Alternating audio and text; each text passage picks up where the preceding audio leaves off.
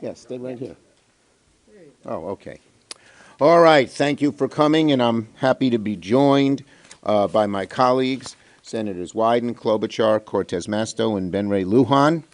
It's great to be here with all of you. Now, this week, Donald Trump made one of the dumbest decisions he's ever made as president, and that is saying a whole lot.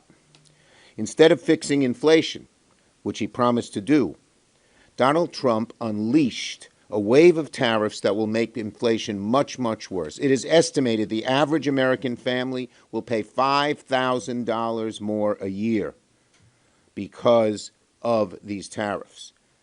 It is believed that these tariffs will hurt our economy and families from one end of America to the other.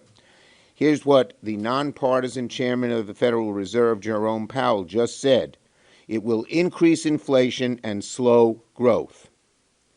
So, I am introducing an amendment to the Senate budget resolution with Senator Klobuchar and many other Dems that says that the amendment will make sure that any tariff put in place after January 20th, 25 will be rescinded if they have increased the costs of groceries, medicines, or other secondary goods.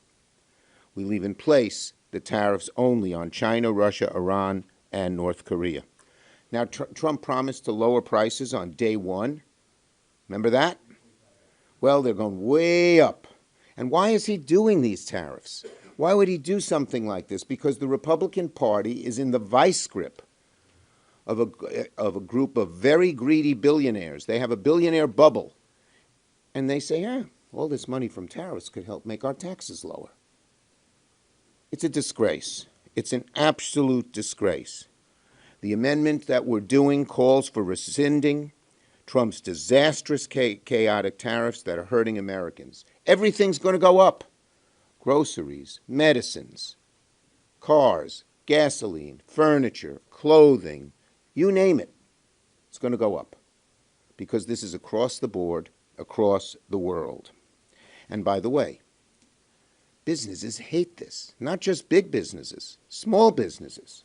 They need certainty. And when they hear about all these tariffs coming out, they don't hire any new people. They don't expand any services. They don't build a new plant.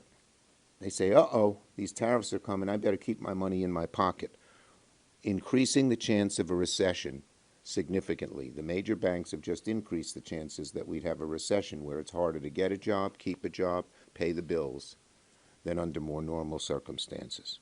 So we have here a pincer of pain. On the one hand, Trump and the Republicans are taking away vital services in health care and in housing and in food and in so many other things Americans need, and then at the same time, with the other side of the pincer, they're squeezing them by creating higher prices. So, all day long, Democrats are going to come to the floor to expose the sheer destruction of the Republican agenda. People are learning. They're learning that the Republicans that Donald Trump, Musk, Doge, and the Republicans are not on their side. They're learning that these people are doing things just for the billionaires. And they are learning that Donald Trump is not only breaking his promise to them, but he's betraying them. Senator Wyden. Thank you, Leader. So here's where... Oh, forgot one point. This is one of my favorite points. I left it out. The tariffs are so poorly planned. Sorry. The tariffs are so poorly planned that he's taxing penguins, not Putin, because the tax is levied on the herd in McDonald Islands, where only penguins live, but he's leaving Russia alone. Thank you for that little addition. So here's where things are right now. It's a bloodbath in the markets again today. And what you have all over the country now is Americans wincing as they look at their retirement accounts. And people are petrified. We're getting the calls about their jobs, their own personal finances. So they're hurting But the billionaires, on the other hand, have got an ace in the hole, and that's their friends in the United States Senate, the Republicans. So while the economy is burning thanks to Donald Trump's reckless tariffs, the bill the Republicans are scrambling to pass is essentially a bailout for them and big corporations. And he is taking the United States back to economic policy that predates the night bulb. He's driving up prices across the board. They did such an incompetent job. As you heard, they're talking about penguins. I guess as ranking Democrat on the Finance Committee, I got to be ready to maybe protect koala bears. Who knows what's next? Donald J. Hoover says he's not going to back down. And that is bad news for everybody who's counting on a steady paycheck to get by. But the well-connected billionaires who helped Donald Trump get back in power are safe in the knowledge that Senate Republicans have got their backs. The reality is, unless you're way up at the upper end of the income scale, any benefit you get from this Republican tax bill is going to get blown out of the water as the Trump tariffs continue to hike inflation. Trump, meanwhile, is completely out of touch, and as you have heard, they don't even really care about the harm they're causing. Donald Trump said so himself. He talked about auto manufacturing and said, quote, "I couldn't care less if they raise taxes." But what's even more striking is yesterday after the market crash. Donald Trump was asked about his tariffs, and he said, "I think it's going very well." You walk into a coffee shop in my home state and you said something like that, that response you would be getting from people would be devastating, starting with the fact that they would call him a hypocrite because he said he was going to be concerned about the cost of living, and he's working on practically everything else. Thank you. Senator Klobuchar.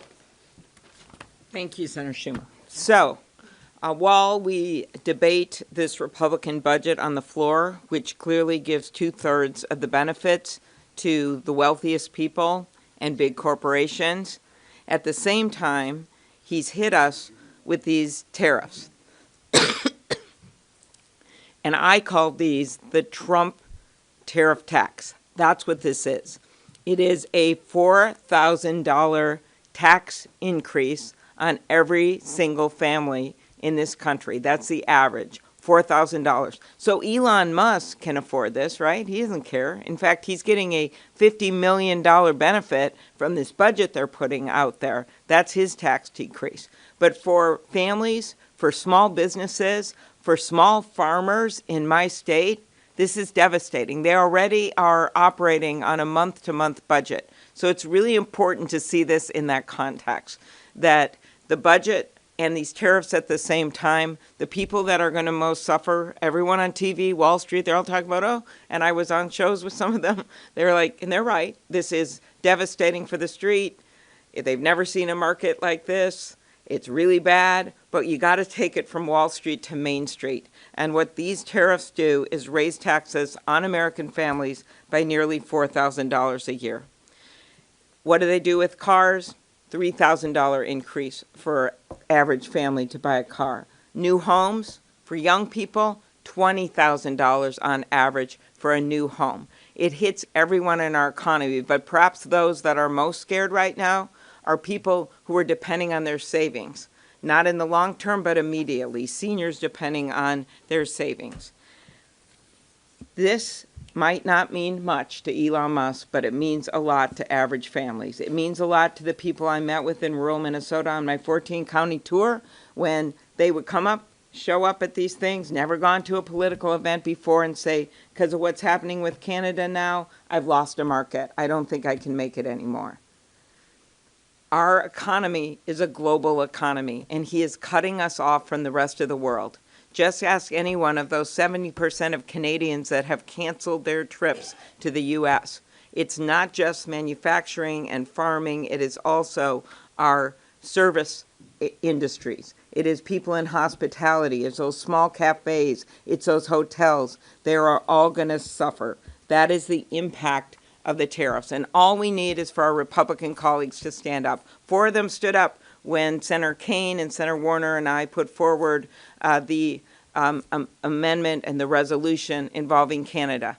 We passed that. So they need to stand up to all of this. If they truly believe in capitalism, they need to put their votes where capitalism is. And that is that competition works, our world relationships work, and Donald Trump is taking us backwards to the Great Depression.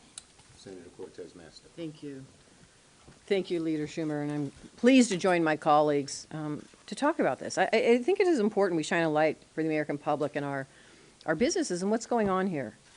It's very simple. The fiscal policies of the Trump administration and the Republicans in charge are devastating American families and our small businesses, impacting negatively our economy. And I know, and I see it in Nevada every day. And it's not just the tariffs, and let me get to those, but it is just recently, we got from the JCT, the Senate Republicans, their idea to help American families, let's stick with it, help American families and small businesses, is to increase the deficit and the debt by $5.5 trillion so they can pass tax cuts for billionaires and wealthy individuals in this country. $5.5 trillion. That's not all, though. They've added another $1.5 trillion to those tax cuts. So now we're talking $7 trillion that the Senate Republicans, that's what they've pushed out there to pay for billionaires, give them the benefits, off the backs of hardworking Americans and our small businesses. That's exactly what's happening right here. And they are so bold about it that they're willing to even ignore past practices of the Senate and come up with some gimmick when it comes to math and say that, oh, it's not really happening. It is outrageous. Because at the end of the day, the tariffs and what we are going to be voting against today, it is actually harming Americans across the country. I know in Nevada, and I want to talk about that because I see it and I feel it every day. I get calls from Nevadans. I'm home with Nevadans. I'm talking with them. Let me just add one simple thing here and put it in perspective. Everybody knows Las Vegas. If you haven't been there, you're welcome to come. But everybody knows Las Vegas. You know that's the main revenue generator for our state, tourism and travel. Tourism and travel. Do you know what happens when you impose high tariffs, reciprocal tariffs on some of our allies like Canada? That means we're not seeing people traveling, international traveling, coming to Las Vegas and to this country. Do you know the United States benefits $12 billion from international travelers? Over $20 billion annually in 2024. That's not happening now. I can tell you in my state, as I talk to folks in my hotels and casinos, and I talk to individuals who are focused on travel and tourism, we are not seeing that. We are seeing a downturn in the types of travel coming to Las Vegas. It is having a negative impact, not just directly for those businesses, but indirectly for the small businesses. And by the way, Donald Trump may think this is a short-term hurt, but what he doesn't realize is 90% of American small businesses say trade is an important function for their growth, and they have a profit margin that is very slim. They are not going to be able to survive whatever Donald Trump thinks that this is some short-term hurt. Small businesses, which are the backbone of our economy, are getting crushed right now. I know it because I just heard from my small businesses. One of them lost a contract with a Canadian contractor. We're seeing it all the time. Any of my small businesses that directly or indirectly deal in tourism travel, they're getting crushed. The tariffs, the policies of the Senate Republicans thinking they can add to the deficit and the debt to pay for, to help billionaires and the wealthy in this country on the backs of the American people and small businesses, it's just disgusting and outrageous. What we should be doing and what the Democrats have always been focused on is how do we lower those household costs for our families? How do we help those small businesses keep their doors open? And you don't just have to listen to what we're saying. Look at our past policies. Everything that we have worked on has been how to help those families and make sure they can have a better life. Make sure that their opportunities for them in this country still exist. So what we are doing today and will continue to do, and I am proud to stand with my Senate colleagues, is to shine a light on the failed fiscal policies of this administration and the Senate Republicans in control that are harming our economy and, most importantly, harming our families and small businesses. Senator Lujan. Thanks. Well, good afternoon, everyone. It's good to be with colleagues today. Look, while we're here bringing a fact-based conversation with the American people about what's coming, what's been happening, prices getting more and more expensive. Constituents visit with me when I'm at the grocery store, asking when is Donald Trump going to keep his promise and lower prices, because they don't see it. They see things getting more and more expensive. During the campaign, Donald Trump spent a little bit of time out in Detroit, Michigan, and told the auto workers that he was going to fight for them, but we're now seeing, because of the Trump tariffs, more and more auto workers that are being let go. Doesn't care about them. And while we're here doing all of this, it's my understanding that Donald Trump's down at a golf course. Now, I don't know if he's playing today or if he's caddying for somebody. I don't know if anyone trusts him to caddy, but that's what he's up to. When Donald Trump's out there putting the eraser to the scorecard and cheating on his scores, people across the country are just trying to put a meal on the table, trying to figure out if they're going to get to eat or not get to eat. It just shows the disconnect from this president and what we're seeing with these tariffs. Then you have another billionaire who's at Commerce who, somehow is trying to convince the American people that he gets it. He says that if his mom doesn't get a Social Security paycheck, that it's not going to matter, that the only people that complain are those folks that are up to no good. Well, he should travel to New Mexico and visit with my constituents, visit with our families. Someone doesn't get that check, they may not have a roof over their head, they may not have a meal. It's just showing more and more the hypocrisy of what's happening here, the false promise that this president's going to lower prices when everything's going up and up and up. And while he's doing that, you also have this administration going after nutrition programs, food programs, the kind of programs that put a meal on a plate for a student going to school or for a senior citizen or for someone with a disability. And then to boot, this president fired all the people that are supposed to deliver the Meals on Wheels programs to our seniors, folks that may not even be able to leave their home. He doesn't care if people are going to go hungry right now because he's making it harder and harder and harder. That's what these tariffs are doing. And then as I close, look, the guise of what's happening today and what's going to be on the floor here momentarily is under this false narrative from my Republican colleagues who once professed to be fiscal hawks, care about the economy, care about our debts and deficits. They say they want to lower them, but now they came up with this gimmick, which is essentially a lie to the American people, that these Trump tax scams don't cost a penny anymore. $5 trillion all of a sudden, poof, gone, zero. I guess the next thing we're going to hear from my Republican colleagues is the debt in America is now zero. No more annual deficits because of their new math. Let's see how that works for people back home who now have to put something on the credit card and that bill's coming up, who have a mortgage or rent payment. Let's see what's going to happen to them. Do they get to say, nope, I'm using the Republican math and I don't know a penny anymore. That's the nonsense that's at play right now. After all of this, I hope I don't hear one of my Republican colleagues profess fiscal responsibility because they're about to throw it out the door. Thank you, Ben. Great job. And Ben gave me a good idea. If maybe we can show Donald Trump that the cost of golf balls is likely to go up under these tariffs, maybe he'd learn something. Questions? Yes. So you talked about how your amendment is calling on rescinding the tariffs. Can you explain the mechanism? Does Yes. it end the emergency of the trade deficit? What does it do? It basically says tariffs are repealed if the cost of goods goes up based on familiar costs of price increases that we know regularly. It's automatic. Doesn't need the emergency. It's just done. So the CPI, when that comes out the next month, that's Correct. then it's They're gone. That's correct. Yes. The amendment says if costs go up for American families because of tariffs, they'll automatically be repealed. It's not because of an emergency or anything else, and we know that costs are going to go up. And you said it would affect all countries except Russia, Korea, except for column 2 countries, Russia, Correct, Korea, column 2 countries, that's correct. Yes. Laura Loomer took credit for the firing of multiple national security officials, including top staff directors. What do you make of the fact that a conspiracy theorist has such access? An extreme conspiracy theorist who believes both 9/11 and January 6th were pre-cooked and prearranged. You know what it's like? It's liking the inmate run the asylum.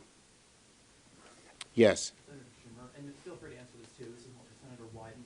Okay. President Trump recently announced an extension on the TikTok deadline. I was wondering if you all had any reaction to that. My reaction is very simple. He knows what trouble he's in with tariffs. This is what he always does. He creates a diversion. All he did is extend the 75 days. He didn't make a decision one way or the other. But he knows the American people are so hostile to what he is doing that he always looks for a diversion. Sometimes it's Greenland, sometimes it's the Gulf of Mexico. The diversion today was TikTok. You want to say something, Ron? I would just say he's so desperate, he's flailing around. He's just lurching from one thing to another. I mean, under normal circumstances, when you do something colossally bad, you try to fix that problem. I mean, this is somebody who said yesterday after the market crash, and he's asked about the tariffs, I think it's going very well. So he is the all-time leader for somebody in politics being out of it. And I share the leader's view that he's flailing around, looking for a diversion, and that's where we are.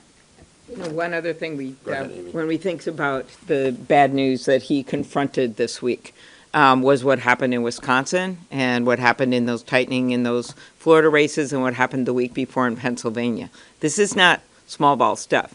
In Wisconsin, 10 counties that went to him before, right, went to Judge Crawford. In the rural areas, and I was in some of them on Saturday, in the rural areas, there were counties sort of on the Minnesota border that are pretty conservative that flipped 15, 20 points. So it's not that hard to make the through line in a election that was very nationalized, right? It wasn't about which judge had the best qualifications. I believe Judge Crawford did. But it was about Elon Musk. It was about what's happening out there. And in the rural areas, trust me on this, because I've seen them come out in our rural areas, it's just about the havoc, the chaos, the fact that they have nothing to depend on anymore. They are Social Security dependent, a number of them, but they are also dependent on a farm economy that works. And he has done literally everything he could to put that economy that's already difficult into turmoil with these tariffs. In rural, urban, or suburban counties, the American people are getting wise to him. Every day they see how bad he is for them. Every day he sees how he's broken they see how he's broken their promises, and he sees it on the side of the billionaires, not on them. Last question. Senator Schumer, do you and your colleagues plan to call for a censure of Senator Moreno? Look, let me say this. What Senator Moreno did is absolutely despicable. It's anti-Semitic, plain and simple. It's outrageous. I lost lots of people in the Holocaust to Hitler. And for him to use those words, first, we demand he apologize immediately, but we also demand that his Republican colleagues start denouncing him on something that is so blatantly anti-Semitic. Thank you.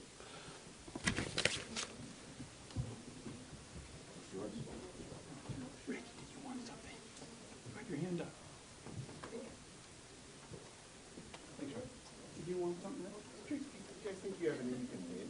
Like, do you think you can, like, win and you're never going to change the